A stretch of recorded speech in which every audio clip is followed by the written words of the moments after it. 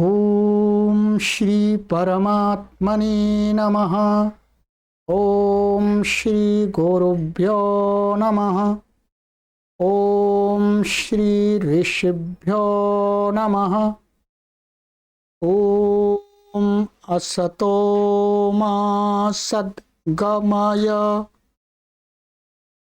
तमसो मा ज्योतिर्गमय मृत्योर्मामृतंगमय। ओम शांति शांति शांति।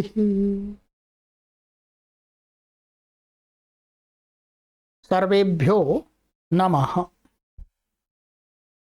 देववाणी संस्कृतं यूट्यूब चलदृश्यं प्रति भवतां भवतीनां च हार्दं स्वागतम्।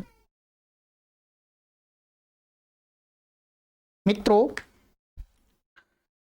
प्रौढ़ रचनानुवाद कौमुदी लाइव कक्षा संख्या 6 को आज हम पढ़ेंगे। 5 कक्षाएं हमने आपको पढ़ा दी हैं और आज हम 6ठी कक्षा को पढ़ेंगे। प्ले लिस्ट में कॉलम बना दिया गया है, वहां पर आप इन कक्षाओं को कभी भी पढ़ सकते हैं अपनी सुविधा के अनुसार। ये पुस्तक है प्रौढ़ रचनानुवाद कौमुदी। इस वेबसाइट से आप ऑर्डर करके अपने घर पर ही बैठे बैठे ऑनलाइन मंगा सकते। तो मित्रों, गत कक्षा में मैंने आपको कुछ बताया था, कारक के बारे में कुछ बताया था विशेष, ठीक है।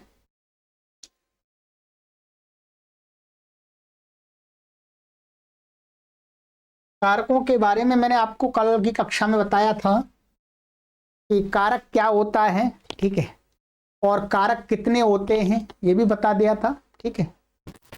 रूप से हमने इस पर ही चर्चा की थी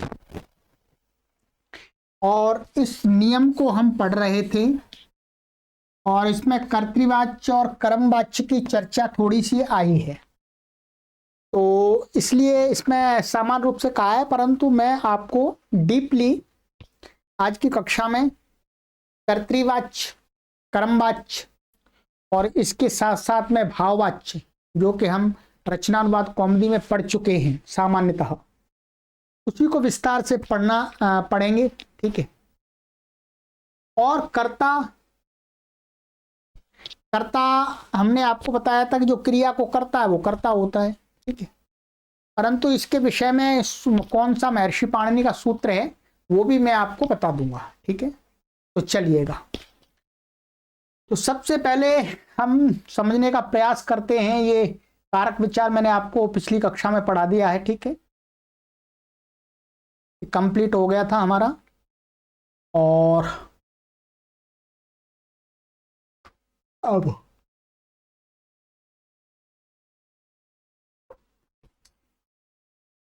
यहां पर ये कहा था कर्तृवाच्य जो होता है उसमें कर्ता में प्रथमा होती है, ठीक है, और कर्मवाच्य के कर्म में प्रथमा होती है, ठीक है। तो कर्ता के लिए, कर्ता वैसे सामान्यतः हमने ये परिभाषा बताई कि कर्ता जो क्रिया को करता है वो कर्ता होता है, ठीक है। परंतु महर्षि पाणिनि के इसके लिए 2 सूत्र हैं, ठीक है।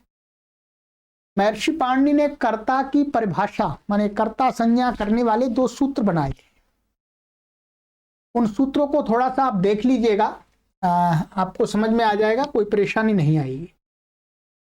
एक सूत्र बनाया है कि अष्टाध्यायी के प्रथम अध्याय के 4थे पाद में 54वां सूत्र है, ठीक है। वहां महर्षि पाणिनि जी कहते हैं कर्ता क्या होता है, तो उसको बताते हैं स्वतंत्रः कर्ता, अर्थात क्रिया को करने में जो स्वतंत्र होता है उसको कर्ता कहते हैं, ठीक है।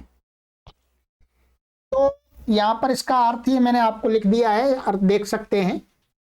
क्रियायाः सिद्धौ प्रधानो यः स्वातंत्र्येण विवक्ष्यते तत्कारकं कर्तृसंज्ञकं भवति। इसका अर्थ है क्रिया की सिद्धि में माने क्रिया के संपादन में प्रधानो यह, माने जो प्रधान रूप से, स्वातंत्र्येण माने स्वतंत्र रूप से, ठीक है, विवक्ष्यते माने कहा जाता है, वाक्य के अंदर क्रिया को करने वाला जो प्रधान मुख्य रूप से क्रिया को जो करता है, ठीक है, और वो स्वतंत्र माने अपनी उसकी इच्छा है वो करे ना करे, तो ऐसे उस क्रिया के करने वाले को कहते हैं कर्तृसंज्ञकम भवति, माने कर्ता नाम उसका रखा जाता है। ये स्वतंत्र कर्ता, आप सूत्र याद कर सकते हैं, इस पे दिया नहीं है पर मैं आपको बता रहा हूं, ठीक। जैसे आप यहां पर मैंने एक उदाहरण दिया है आपको, और बहुत सारे उदाहरण हमने देखते हैं, समझते हैं। देवदत्ता पचती, पचती क्रिया है, देवदत्ता पचती, देवदत्त पकाता है, तो देवदत्त स्वतंत्र है, वो पकाए ना पकाए, ध्यान रखेंगे क्या, यहां देवदत्त अब स्वतंत्र है, उसकी मर्जी है, वो पका रहा है, पकाता है, पकाना बंद भी कर सकता है, ठीक है। तो इस पकाने की क्रिया को देवदत्त स्वतंत्र रूप से करने में प्रधान है, ठीक है, उसका कोई सहयोगी नहीं है यहां पर, यही प्रधान, यही पका रहा है, ऐसा नहीं वो किसी को लेकर के पका रहा है, ठीक है। तो देवदत्त क्या हो गया यहां पर, कर्ता कारक हो गया, माने कर्तृसंज्ञक हो गया, माने कर्ता नाम हो गया उसका, ठीक है। अब कर्ता में प्रथमा होती है, हमने पढ़ लिया था, सूत्रों में देख लेंगे, ठीक है। एक तो ये सूत्र है कर्ता संज्ञा करने वाला, स्वतंत्र कर्ता, ठीक है। और एक दूसरा सूत्र और है, इसको भी समझने का प्रयास कीजिएगा, इसके उदाहरण इसी पुस्तक में आगे पढ़ाए जाएंगे, ठीक है। दूसरा सूत्र है आपका तत्प्रयोजको हेतुश्च, ये इसी सूत्र के नीचे है, 1.4.55 है, ठीक है, 55। क्या नाम है, तत्प्रयोजको हेतुश्च, एक ये सूत्र, तत्प्रयोजको हेतुश्च का अर्थ है, अर्थ तस्य स्वतंत्रस्य प्रयोजकः प्रेरको योऽर्थः तत् कारकम हेतु संयम भवति चकारात् कर्तृसंयम च। ये कहता है कि जो ऊपर वाला कर्ता है, जो स्वतंत्र है, ठीक है, उस कर्ता को कभी कभी क्या होता है, कोई दूसरा व्यक्ति उसको मोटिवेट करता है कि भाई तुझको पैसे मिलेंगे इसलिए भोजन पका, भाई तुझको अच्छी नौकरी मिलेगी इसलिए पढ़, काम कर, काम कर इसलिए तुझे पैसे मिलेंगे, परोपकार कर तुझे समाज में प्रतिष्ठा मिलेगी। तो क्या है, कोई दूसरा व्यक्ति उसको मोटिवेट करता है, मोटिवेशन देता है। तो ये कहते हैं कि जो मोटिवेशन देने वाला व्यक्ति होता है, ठीक है, मोटिवेशन देने वाला जो व्यक्ति होता है वो भी करता होता है, और मोटिवेशन जिस काम को करने के लिए दे रहा है, जिस क्रिया को करने के लिए दे रहा है, जिसको दे रहा है, तो वो व्यक्ति भी करता होता है,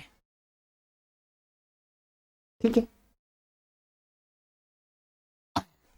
तो ये कहते हैं कि तत्प्रयोजको हेतुश्च, कि जो मोटिवेशन देने वाला व्यक्ति है वो क्या है, वो उसके दो नाम होते हैं, एक कर्ता होता है और उसका नाम एक होता है हेतु, उसको हेतु संज्ञा भी रखी जाती है। हेतु संज्ञा हम अभी यहां नहीं समझेंगे, हम समझेंगे कि जो मोटिवेट कर रहा है, मोटिवेशन जो दे रहा है, जो प्रेरणा दे रहा है भाई करो करो, तो वो भी कर्ता होता है, ठीक है। उसके वैसे दो नाम है, कर्ता और हेतु। तो कर्ता माने वो भी कर्तृसंज्ञक होता है। जैसे एक उदाहरण मैं आपको दे रहा हूं यहां पर, अभी ये हमने पढ़ लिया है रचनानुवाद कौमुदी में, इसलिए आपको समझ में आ जाएगा थोड़ा थोड़ा। यज्ञ दत्तो देवदत्तेन कटम कारयति, ठीक है। ये क्या है, यज्ञदत्त देवदत्त से चटाई को करवा रहा है, बनवा रहा है, ये इसका अर्थ है।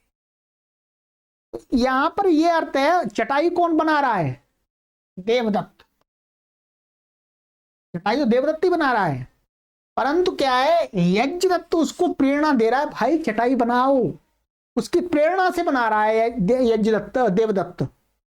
यज्ञदत्त प्रेरणा दे रहा है कि भाई चटाई बनाओ, पैसे मिलेंगे, पैसे मिलेंगे अच्छे।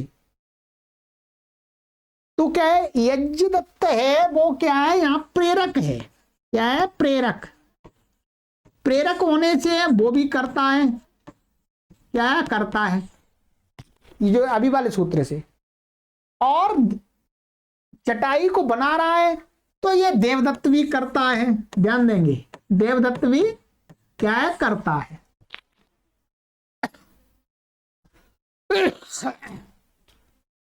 देवदत्त भी करता है। इस वाक्य में इस प्रकार के, यहां पर मोटिवेशन देकर के कोई कार्य कराया जाता है, वहां पर दो दो कर्ता होते हैं, ठीक है। तो वहां पर क्या होता है, एक कर्ता में प्रथमा विभक्ति होती है, एक में होती है तृतीया। जो प्रेरणा देता है उसमें तो प्रथमा होती है, और जो क्रिया को करता है उसमें होती है तृतीया। ये आगे पढ़ेंगे हम, ठीक है। मेरा अभी आपको इतना समझाने का प्रयोजन है कि दो प्रकार के कर्ता होते हैं, एक स्वयं अपनी इच्छा से कोई क्रिया कर रहा है, वो भी कर्ता होता है, और एक किसी दूसरे के प्रेरणा से क्रिया कर रहा है, तो जो प्रेरणा देने वाला होता है वो भी कर्ता होता है। तो दो प्रकार के कर्ता होते हैं। तो यहां पर जो हमने ये नियम पढ़ा था, ये कि कर्तृवाच्य में कर्ता, ठीक है, कर्तृवाच्य में कर्ता में प्रथमा होती है। तो एक तो ये प्रथमा वहां पर होगी जहां पर स्वतंत्र कर्ता होगा, ठीक है, कर्ता स्वतंत्र रूप से होगा, और एक जो प्रेरणा देने वाला कर्ता होगा उसमें भी प्रथमा होगी, ठीक है। तो अब इस मुख्य रूप से मैंने आपको यह समझाया यहां पर कि कर्ता दो प्रकार के होते हैं, ठीक है, एक क्रिया को करवाने वाला और एक क्रिया को करने वाला, ऐसे समझ सकते हैं, ठीक है। अब इसके बाद आती है बात वाच्य की, इसकी आती है, बोलो, वाच्य की। अब वाच्य की चर्चा करेंगे, ठीक है। वाच्य हमने वैसे उसमें पढ़ लिया है, कोई परेशानी नहीं है, रचनानुवाद कौमुदी में काफी पढ़ाया था आपको। वाच्य कितने होते हैं, वाच्य होते हैं आपके तीन, ठीक है। कौन कौन से होते हैं देखिएगा, एक होता है कर्तृवाच्य, एक होता है कर्मवाच्य, और एक होता है भाववाच्य, ठीक है। इसका तात्पर्य होता है, वाच्य माने कहना। जो कर्तृवाच्य होते हैं उनमें कर्ता प्रधान होता है, वहां पर कर्ता पर मुख्य फोकस होता है, ठीक है, वाक्य में। और जो कर्मवाच्य होता है उसमें कर्म पर फोकस होता है, कर्म प्रधान होता है। और जो भाववाच्य होता है, भाववाच्य, भाव का अर्थ होता है क्रिया। यहां ध्यान देंगे, भाव का अर्थ क्या होता है, क्रिया।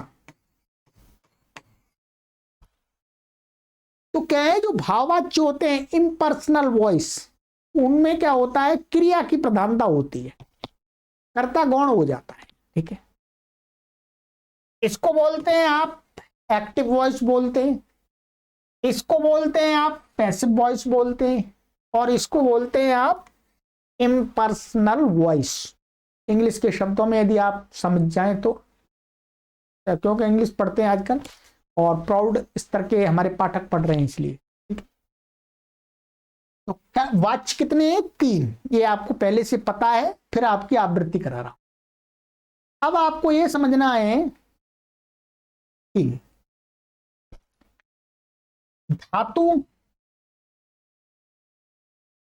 ये देखिएगा आपको, द्विधा धातवः, तो धातुएं दो प्रकार की होती हैं, मुख्य रूप से दो प्रकार की होती हैं। एक होती है सकर्मका, सकर्मक धातु, जिन धातुओं का प्रयोग माने कर्म के साथ होता है वाक्य में, ठीक है। और एक होती है अकर्मक, जिनका कर्म नहीं होता है, ये भी पता है आपको। सकर्मक और अकर्मक दो प्रकार की धातुएं हैं। अब देखिएगा, अब आपको ये समझना है आगे।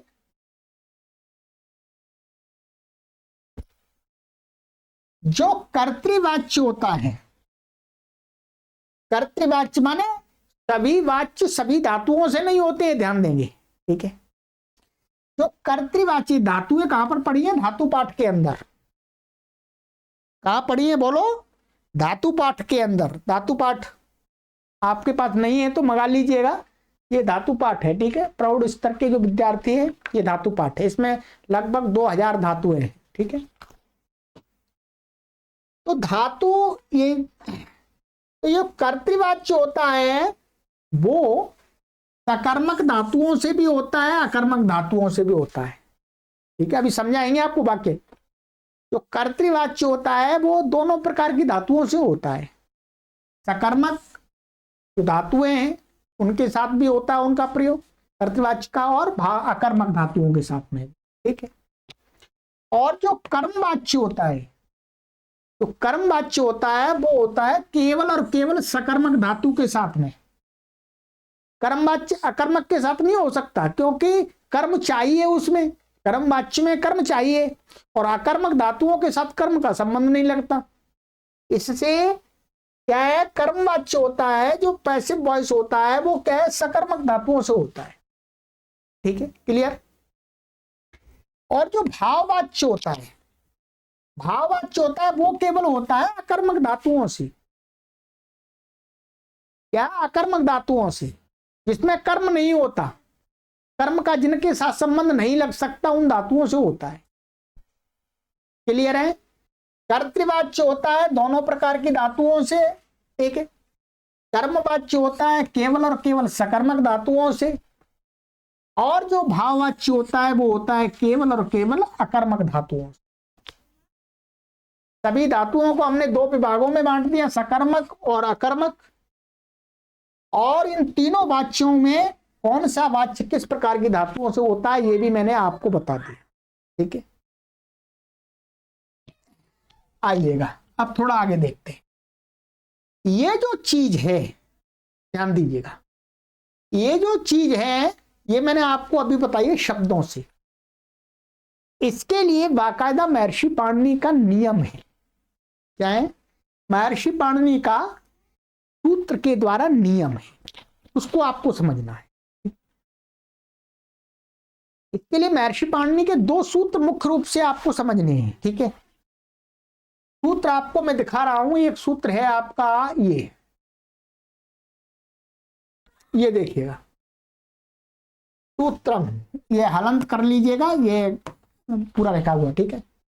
सूत्र है आपका लह कर्मणि च भावे चा कर्म केभ्यः, ठीक है। क्या है? लह कर्मणि च भावे चा कर्म केभ्यः। इसकी संख्या भी मैं आपको बता देता हूं।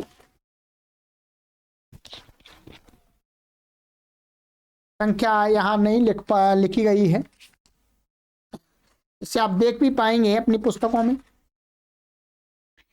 ये संख्या है आपकी 3 4 69 माने 69, ठीक है। ये अष्टाध्यायी है, अष्टाध्यायी का सूत्र है, ठीक है। ये सूत्र है लह कर्मणि च भावे चा कर्म केभ्यः। इस सूत्र से व्यवस्था बनती है कर्मवाच्य और भाववाच्य और कर्तृवाच्य की, किस प्रकार की धातुओं से कर्मवाच्य होता है, किस प्रकार की धातुओं से कर्तृवाच्य होता है, किस प्रकार की धातुओं से भाववाच्य होता है। ये सूत्र है, यहां पर आपको फोकस करना है। लह कर्मणि च भावे चा कर्म केभ्यः, इसका अर्थ देख लीजिएगा। लह का अर्थ है लकाराह।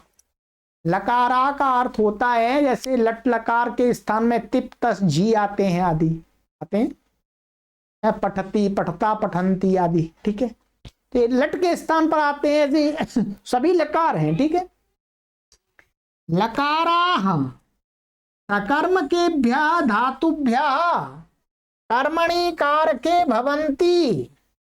चकारात् कर्तरि च अकर्मकेभ्यो धातुभ्यो भावे भवन्ति।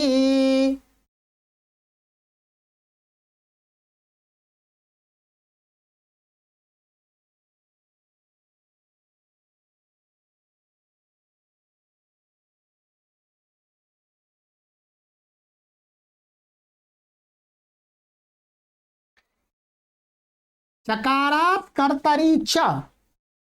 ठीक है, अब इसका अर्थ समझ लीजिएगा।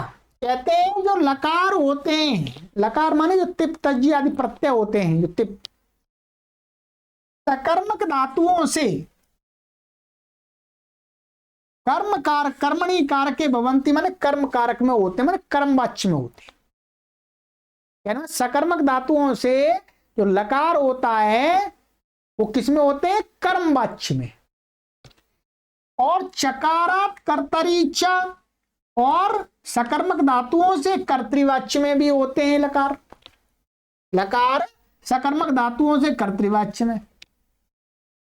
ठीक है, और अकर्म के भ्यो धातुभ्य भावे भवंती, और जो अकर्मक धातु होती है उनसे भाववाच्य में होते हैं लकार। भावे माने क्रिया को कहने के लिए। और चकारात् कर्तरि च, और अकर्मक धातुओं से कर्ता में भी होते हैं। यहां से मैंने आपको निकाल के दिया, सकर्मक धातुओं से भी कर्ता में हो रहा है और अकर्मक धातुओं से भी कर्ता में हो रहा है लकार। ठीक है, और जो कर्म है, जो सकर्मक धातुओं से केवल कर्म कारक में ही होते हैं लकार, भाव में नहीं होते हैं। और अकर्मक धातुओं से केवल भाव में ही होते हैं, कर्म में नहीं होते हैं। यहां से छटनी हुई है, ये सूत्र छटनी करता है।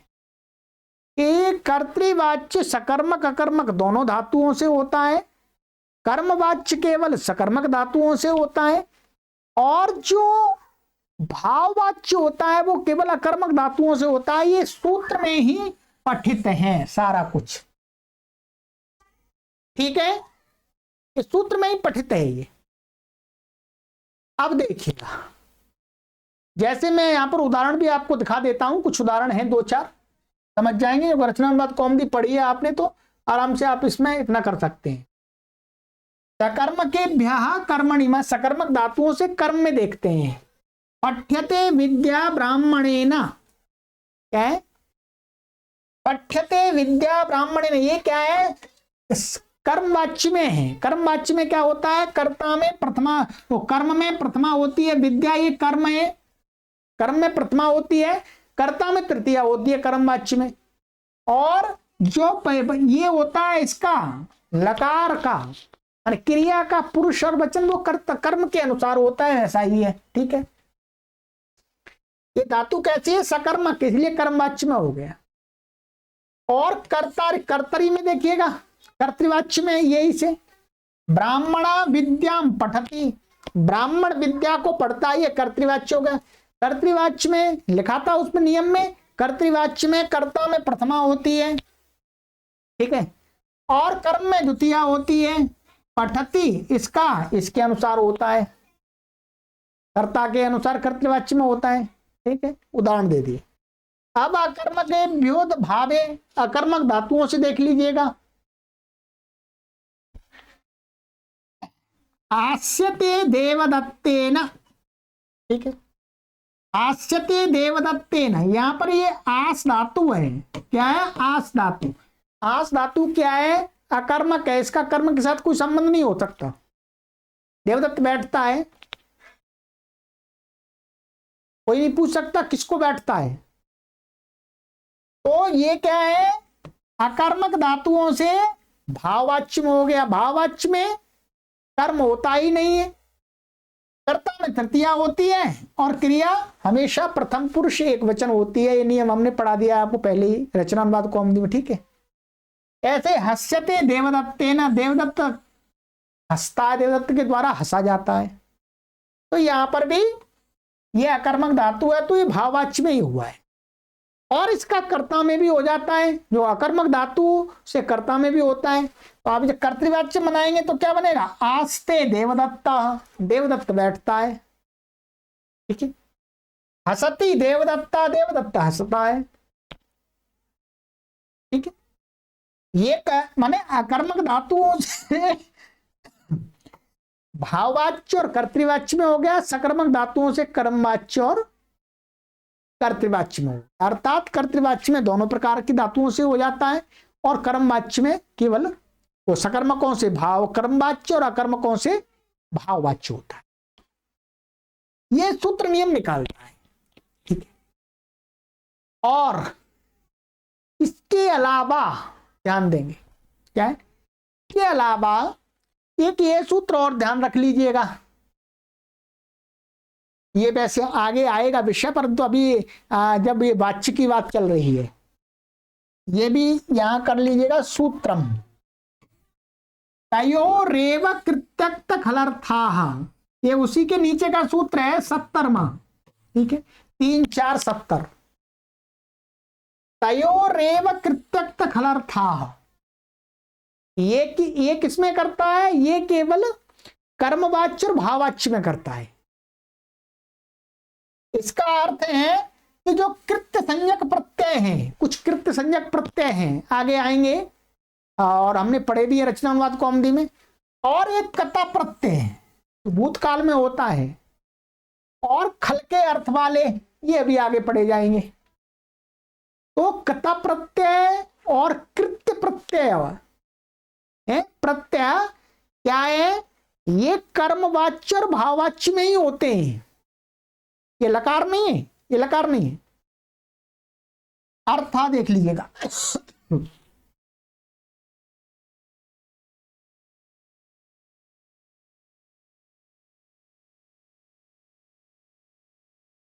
अर्थः तयोरेव माने भाव कर्मणोरेव कृत्य संज्ञकाः कता खलार्थाश्च प्रत्ययाः भवन्ति।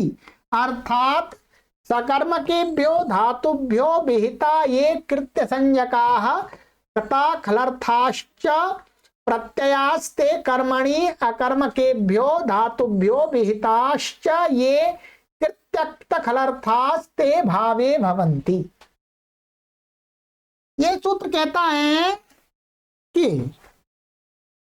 जो कृत्य संज्ञक प्रत्यय है, कृत्य जैसे तब्यत प्रत्यय है, ये क्या है, कृत्य संज्ञक है, ठीक है, तब्यत है, अनियर है, ठीक है, इस प्रकार से और भी ये आदि है। और कता प्रत्यय है, आप जानते हैं भूतकाल में होता है, ठीक है। और खल अर्थ वाले, खल के अर्थ वाले, खल प्रत्यय उसके अर्थ वाले और भी प्रत्यय हैं, ठीक, खल पर हम अभी ध्यान नहीं देंगे। तो ये प्रत्यय, ये प्रत्ययों से केवल और केवल कर्मवाच्य और भाववाच्य ही बनता है, कर्तृवाच्य नहीं बनता है। ध्यान नहीं, क्या कर्तृवाच्य नहीं बनता है। ये कहा कि कृत्य संज्ञक प्रत्यय है और कता प्रत्यय और खलर्थ प्रत्यय क्या है, कर्मवाच्य और भाववाच्य में ही होते हैं, कर्तृवाच्य में नहीं होते हैं। अर्थात समझा रहे, सकर्म के भ्यो धातुभ्यो माने सकर्मक धातुओं से जो आए हुए विहिता ये कृत्य संज्ञकाः माने कृत्य संज्ञक जो प्रत्यय है, तब्यत अनियर आदि, और कता प्रत्यय और खल के अर्थ वाले जो प्रत्यय हैं वे कर्म में ही होते हैं, कर्मणि माने कर्मवाच्य में ही होते हैं। और अकर्मक धातुओं से विहित जो कृत्य संज्ञक प्रत्यय और कता प्रत्यय और खलर्थ प्रत्यय है वो किस में होते हैं, भाववाच्य में, ठीक है। तो अभी तो ये मैंने बता दिए दोनों सूत्र, मुख्य रूप से ये दो सूत्र हैं। थोड़े से क्षेत्र में अपवाद भी होता है, ठीक है, अपवाद हम आपको आगे ही पढ़ाएंगे, ये पुस्तक में पढ़ाया जाएगा, ठीक है। कि कहीं कहीं पर क्या है कर्तृवाच्य में भी कता आदि हो जाता है, परंतु मुख्य रूप से ये दो सूत्रों के द्वारा नियम आप अच्छी प्रकार से स्मरण कर लीजिए। ठीक है, यहां उदाहरण से आप थोड़ा समझने का प्रयास कीजिएगा, समझ में आ जाएगा। ये देखिए,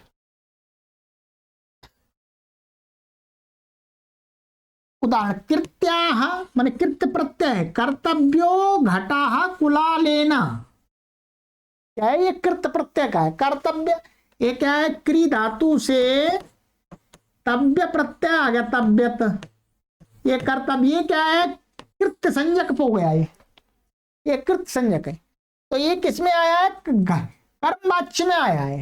कर्म कौन है, घटा, इसलिए कर्म वाच्य में क्या है कर्म में प्रथमा हो जाती है। तो घटा माने कर्तव्यो घटा कुलालेन, कुलाल माने कुम्हार के द्वारा घड़ा बनाया जाना चाहिए। ठीक है, तो ये कर्ता है, कर्ता में तृतीया हो जाती है, कर्म वाच्य के कर्ता में तृतीया होती है, कर्म में प्रथमा हो गई, और ये इसका कृत संज्ञक का जो लिंग है, वचन है, विभक्ति है, वो कर्म के सदृश होती है। बस ठीक है, आगे पढ़ेंगे।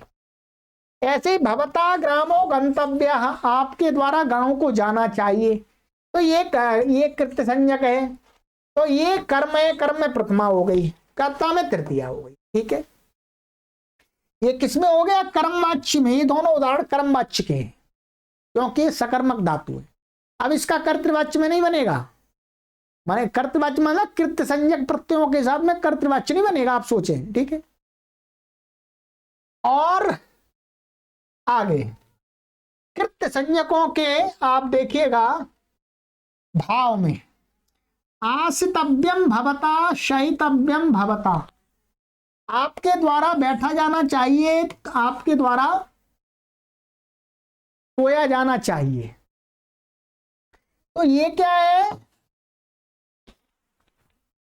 ये क्या है, इसमें कर्म तो होता नहीं है, कर्ता और क्रिया होती है, तो भाववाच्य के कर्ता में तृतीया होती है, तृतीया हो गई, और जो क्रिया होती है वो नपुंसक लिंग एक वचन होती है कृत्य संज्ञक आदि प्रत्ययों में। ठीक है, प्रथमा विभक्ति का, तो ये प्रथमा विभक्ति नपुंसक लिंग एक वचन होगा शयितव्यम, तो ये भाववाच्य में हो, कर्तृवाच्य में नहीं बनेगा।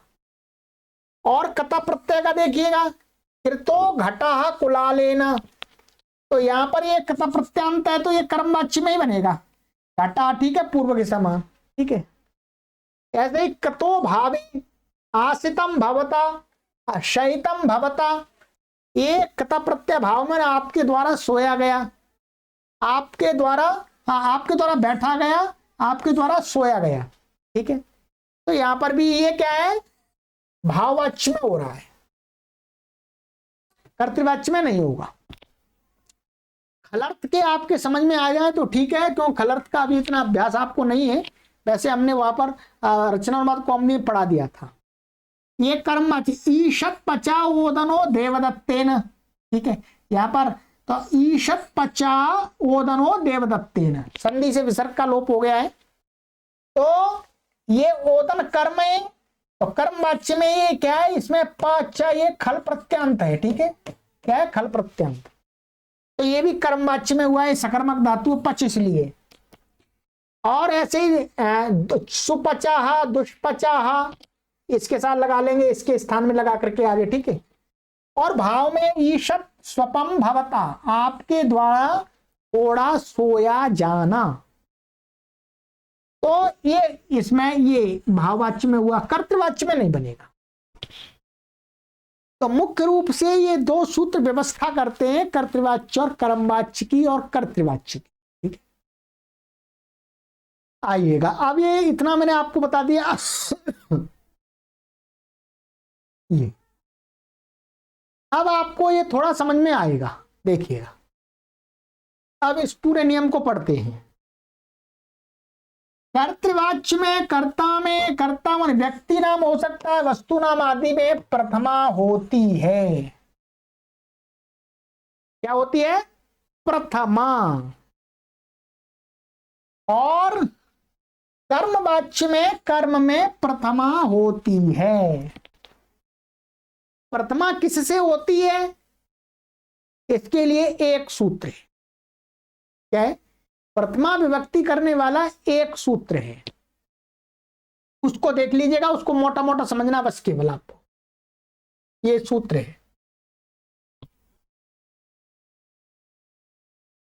इस सूत्र से होती है प्रातिपदिकार्थ लिंग परिमाण वचन मात्रे प्रथमा। ये ध्यान रखेंगे, ये सूत्र प्रथमा विभक्ति करता है।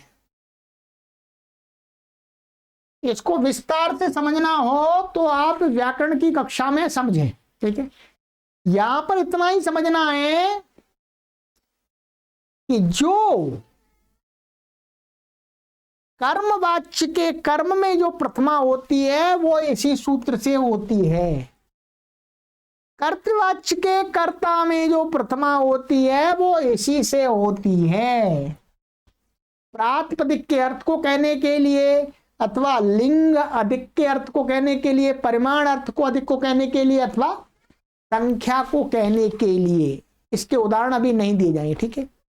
बस इतना ही समझना है कि डॉक्टर कपिल देव जी महाराज जी ने ये जो नियम बताया हमें कि प्रथमा होती है, तो मन में यदि विचार आए कि कौन से नियम से होती है, तो आप लगाएंगे कि कर्तृवाच्य के कर्ता में प्रथमा प्रातिपदिकार्थ लिंग परिमाण वचन मात्र प्रथमा से होती है, और कर्मवाच्य के कर्म में प्रथमा होती है उसी सूत्र से, ठीक है।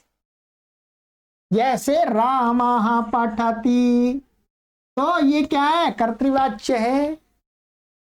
ये लकार कर्ता को कहने के लिए आया है, इसलिए कर्तृवाच्य है, ठीक है। तो रामा पठति, तो रामा में प्रथमा हो गई, ठीक है। और अश्व धावती, घोड़ा दौड़ता है, तो यहां पर भी कर्ता में प्रथमा हो गई। रामेण पाठा पठ्यते, ये कर्मवाच्य। कर्मवाच्य में क्या होता है, कर्म में प्रथमा होती है, किससे, उसी सूत्र से, प्रातिपदिकार्थ लिंग परिमाण वचन मात्रे प्रथमा से, ठीक है। तो इसमें प्रथमा हो गई। और क्रिया का वचन और पुरुष किसके अनुसार होता है, कर्म के अनुसार। ये प्रथम पुरुष है तो प्रथम पुरुष, एक वचन है तो एक वचन, ठीक है। और कर्ता में तृतीया होती है, जो कर्मवाच्य होता है या भाववाच्य होता है उसमें, ठीक है। उसके लिए भी सूत्र है, उसके लिए सूत्र है कर्तृकरणयोस् तृतीया, वो आगे पढ़ेंगे, ठीक है। तो अभी हमने इस नियम को समझने के लिए आपको इतना समझाया कि कर्म कर्तृवाच्य के कर्ता में प्रथमा होती है और कर्मवाच्य के कर्म में प्रथमा होती है, ठीक है। चलिएगा, ये हो गया आपका कंप्लीट। चलिएगा, तो आज की कक्षा में हम इतना ही रखते हैं, और आगे की कक्षा में ये दूसरा नियम पढ़ेंगे, ठीक है। इसको, इसमें जो लिखा हुआ वैसे ही पढ़ते जाना, वो तो आप स्वयं भी पढ़ सकते हैं, पर मुझे विस्तार से कोर्स बनाना है। ये ऐसा कोर्स बनाना है कि इसको पढ़ने के बाद आपको व्याकरण की काफी जानकारी हो जाए, ठीक है। पूरी जानकारी तो नहीं हो सकती पूरी व्याकरण की, ठीक है, वो तो व्याकरण की कक्षा पढ़नी पड़ेगी आपको अलग से, प्रथमा वृत्ति की, ठीक है। चलिएगा, तो आगे की कक्षा में मिलते हैं। सर्वेभ्यो नमः।